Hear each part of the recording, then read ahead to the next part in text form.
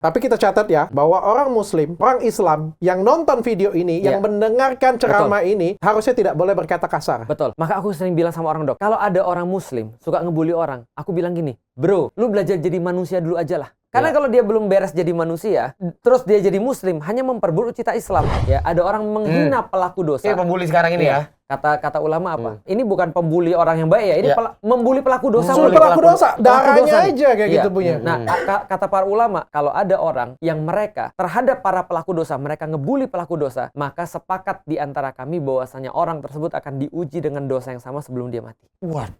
Serius? Di negeri Konoha ini, kan orang memfasilitasi keburukan, dan mengkapitalisasi gibah, fitnah lewat acara-acara entertain. Iya. Lebih laknat mana, yang buat acara atau yang nonton? Yang buat acara. Jelas. Terjawab jawaban Karena kenapa?